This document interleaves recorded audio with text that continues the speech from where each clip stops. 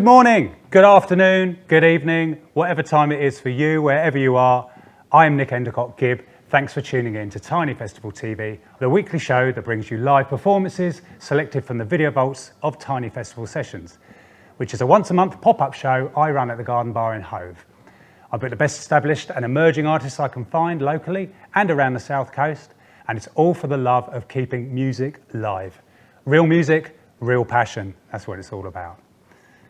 On this week's show, I'll be featuring an exclusive interview and maybe a little acoustic session with our headline act, Objayda. A bit of that later on. But before that, my first act for you from the video vaults is the fantastic Velveteen Orkestra, who came down from South London, especially for Tiny Festival Sessions. I'll see you after this.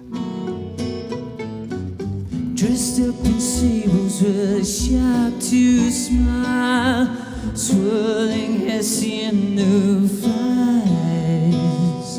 He looks upon me from the crest of Bleak Hill, right to my demise. He had a raven on one shoulder and a bluebird on the other, a craven lust for power and a need to be loved. Just a little touch of hell is what this boondock town needs. Splintered kiss to summon of the blood.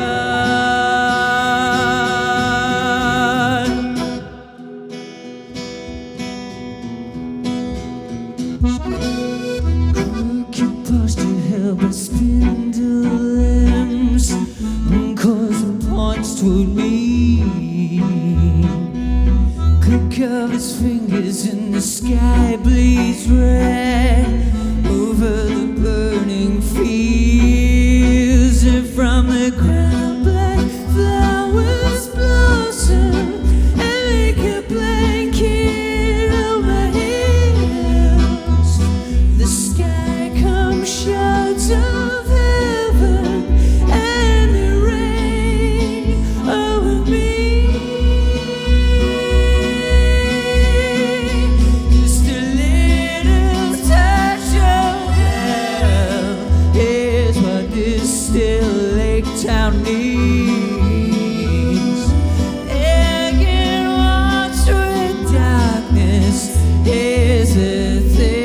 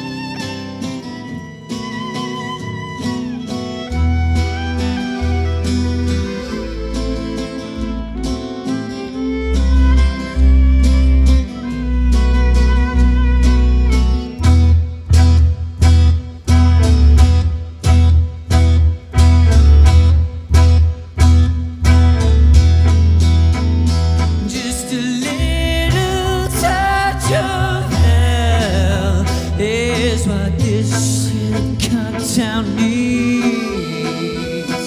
So thump, peace and halo is what I need.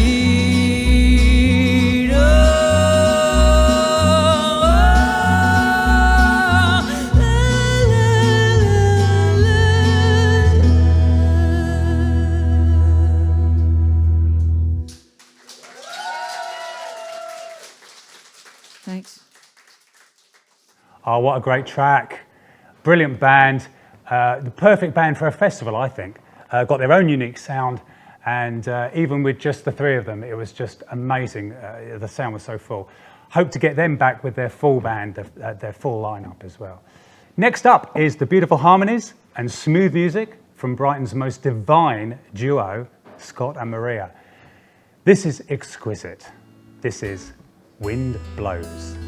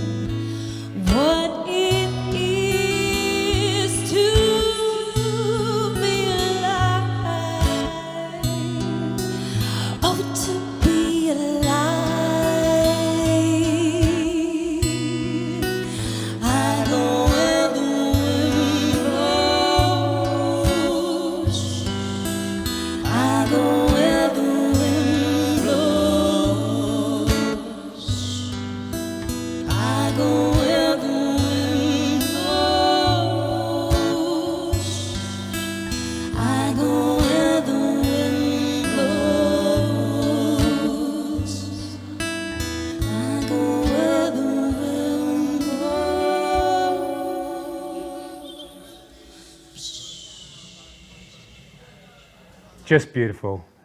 With the sort of almost West Coast 60s feel, I thought. Two lovely, beautiful souls and very good friends of mine. So, hey guys, I'll be back in part 2 with an exclusive interview with our headline act, Objayda. So don't go anywhere. Grab a drink, grab a sandwich, grab your partner, whatever you like. I'll see you after the break.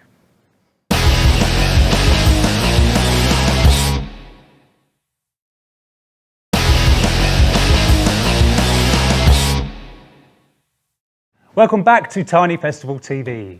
This week I spoke to the incredibly amazing Objayda in an exclusive interview at their studio. Hello, I'm here with Objayda, who have kindly agreed to an interview with me for Tiny Festival TV. Hello guys. Hi. This is Tom and Tim. How you doing? Oh, we're good. Yeah. You came and played for Tiny Festival Sessions. It's getting for a year ago now. It is. Yeah. Good fun. And it's very good to have you. Enjoyed that. It was, yeah. And we're going to have you on again very soon. Look forward to it. But let's talk a little bit about your history. You've been going quite a while, haven't you? Quite a while. 40 years 40 this year. years, Oh, yeah. my goodness. Yeah. Yeah, we first met in Dorking when I was still at school. Tim had just left school to Yeah. become A civil servant. civil servant. Right. Yeah. And then, so 40 years later, here we are, still singing, writing, So what? playing live. When was that? In the early 80s, I presume. Sort of, 80s. Well, this was the end of '82. It was End the of winter of 1982, '82. yeah. So I had a little home studio, and My auntie. Tom's auntie That's it, my auntie Oh. Shirley. saw my little advert, Yeah, and yeah. and Tom came around to record some of her songs, Wow. and I was so impressed that I asked Tom, "Would you like collaboration to form a do band?" something. Yes. Yeah. Would I like to join his band? Well, I already was with the drummer, so there you go. Oh, if you got drums, then it's already a band, isn't it? It's already Yeah, a band. yeah, If you got drums, we were well, bassists drums and is a not a drummer, band. that's So, right. so No, it's a duo. No, it's a Yeah. duo. Anyway, so there we go. So and so what happened after that? You got some songs together with the band, started rehearsing. yeah, We went out gigging, playing covers and a few of our own songs. We got a record deal yeah. quite early Right. on. Had a record deal, a good old vinyl album back in the day, and that got pushed around and played on Radio 1. Yeah, Yeah. brilliant. We got reviews in the Melody Maker, didn't we? Yeah, Yes. yeah. It was all happening. It was all happening back in the day. Yeah, there. we managed to just about scrape a living doing gigs, so we could literally do it full time. So we did literally start in the morning and finish later, and then go to do some gigs. Yeah. So writing. So did you get an advance? Was it like a prop? Yeah. No, we didn't get anything quite like that, but everything was Paid for. paid for, and we went to a nice 24-track studio, Yeah. which is something we've not experienced. Yeah. Sort of back. Yeah, we you were know. quite lucky early on to get all that. It was lovely. Yeah. Yeah. And of course the investment was in videos as well. Yes, Then, wasn't it? 'Cause Yes, that was all coming yes. in. Well, somebody else who was a freelance film director made a video at the time as well with us. They heard us on the local radio, so obviously things like that were just impossible to have at that time. So we were Very lucky lucky. to have that. Yeah. Very Yeah. expensive back then, wasn't Yeah. it? Oh yeah. We remember going up to the studio to mix it, and that it was Yeah. like. And now you do it on your home computer or your phone, don't you? Yeah, I know what you can do nowadays. But did you meet anyone along the way, famous people, or did it put you into, a scene where there were people that you admired and that sort of thing? How far did you sort of get in? I don't know really, but I mean, we used to do all the regular London haunts, didn't we? The Mean Yeah. Fiddler and the Rock Garden, and Ding stuff like Dings. that. Yeah. And There's as any of the times venues are have, even still there now. we got a bit of stuff on Radio 1 back in the day. Yeah. So, yeah, not So what happened? what happened. Where, how? Yeah, what actually happened with that? Did you get to a point where things started to change in the industry, or I think how did that it develop? wouldn't really have mattered had we've been really successful or not. I think we just enjoyed playing Yeah, and yeah. recording.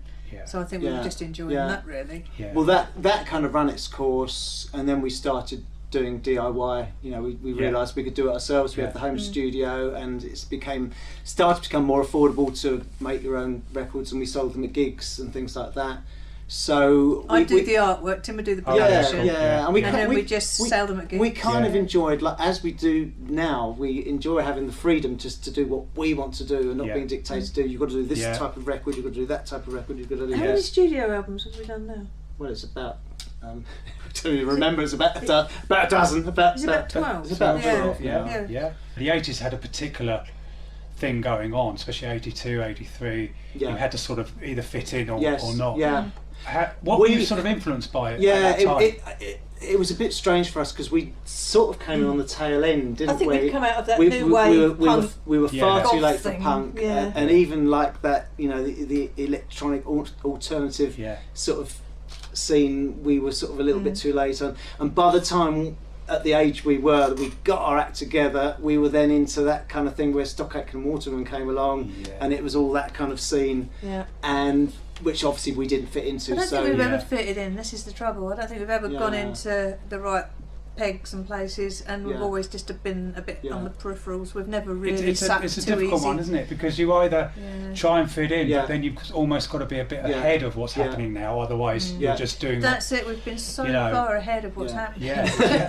The important no one ever got there. The important thing now is that we have learned after all these years that there's no point trying to fit in. You've got to do what I've always do. What you do. Do your keep to what you do, and don't try and be like anyone. Just do. And at some point, then you will be the next big thing. Well, the thing is, I mean, we're not even necessarily aiming for that now. It's social media is just brilliant now, because obviously now we can have our following, which have dispersed all over the world. So you can never do a gig and get lots of people along to the gig, but there's a following on social media. So you know, we've got an outlet for our music. You know, we're not going to be bothered now to go out and start touring around. We don't want to do that. You know, we've done that when we were younger. So now it's just really nice that we can still have a band. We can still write our songs, can't we? Yeah, I think we just really enjoy writing our own music, coming up with our own ideas. Occasionally having a few videos to join them, which is fun. I really like your and style, do a few gigs in the locality. You know, like. What would your influences be? Would you say that? Obviously, I'm going to have to say the Beatles, but then loads of people say that, and that's not really saying a lot. We both had that common interest that we both really were as young teenagers. We both had the anthology of all the Beatles hits. Independently before we knew each other. I like bands. So like, we both like that. The Cure, I could name is a band have had a long career, haven't they? And they've done a lot of different types of music, and they've stayed true to what they do. So I admire that kind of. Because I think lots of different. You like the Pretenders, don't you? I mean, both like the Pretenders. You know. The weird thing is, I didn't like. I can hear a bit of that. I didn't like the Pretenders because I'm too young for the Pretenders. I just got told again and again and again, you need to listen to the Pretenders because you really sound like them. But I actually didn't know too much about them because they're a little bit before. You know, they were 79. I think the first album came out. Great. I mean, you know, don't. Crystal's really cutting it now. She's really great. But I think that I don't think that would be down to the bands that I like, because that wouldn't be honest. That's not what I was listening to. So I was listening to maybe the Carpenters and Toyah. Bit weird, but there you go. That's my thing. You know, I just want to stop it. We've got a picture of you when you were back in the day. Back in the day. I just want to show that. All I can say is big hair. Got to be done. Were you? Or in some cases, hair. Was it a Toyah thing going on there, or?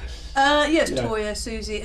Not that at all. Part of the 80s, you'll be hard pushed to find that was the norm back in the day. I mean, literally, if you walk down.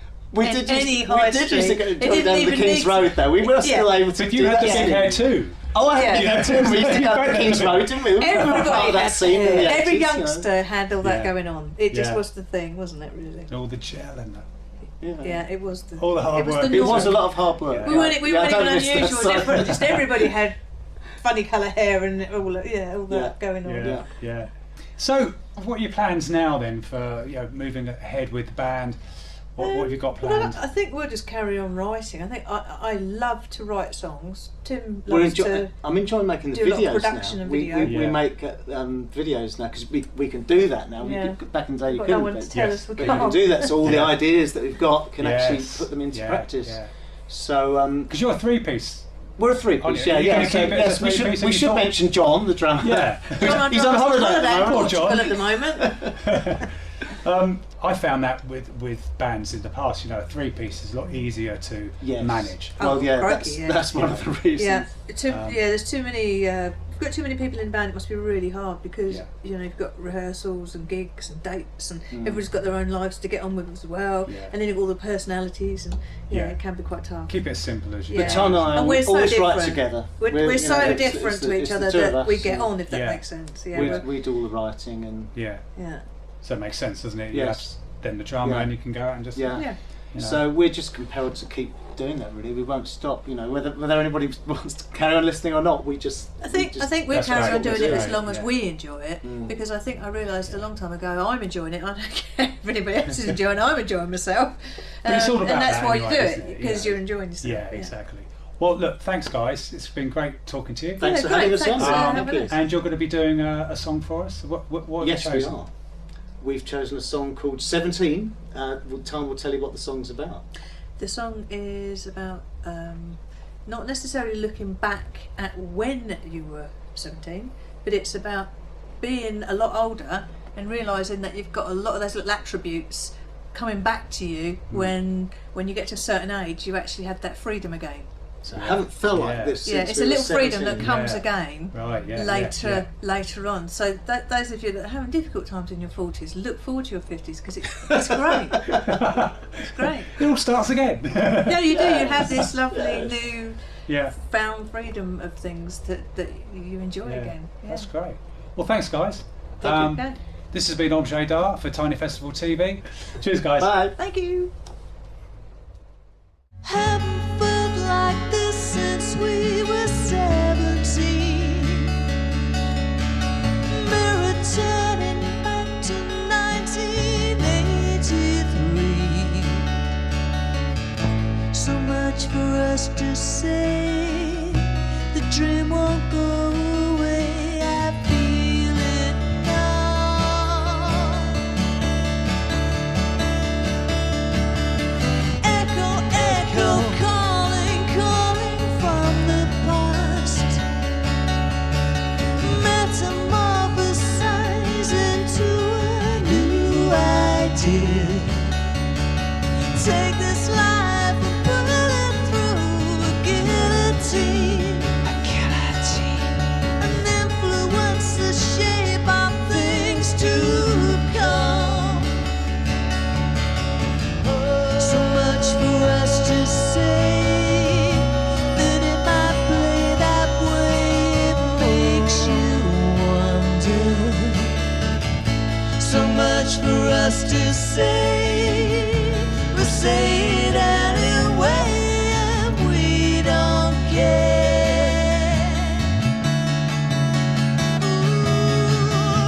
Ripping out the pages of a magazine. Reimagine pictures through the lens.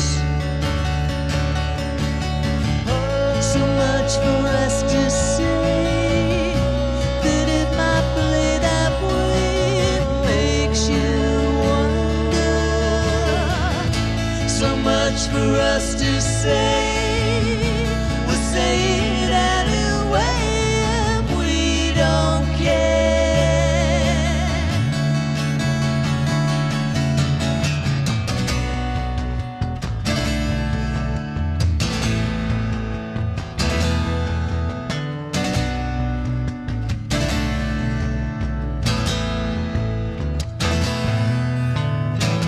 Familiar sensation reignites determination.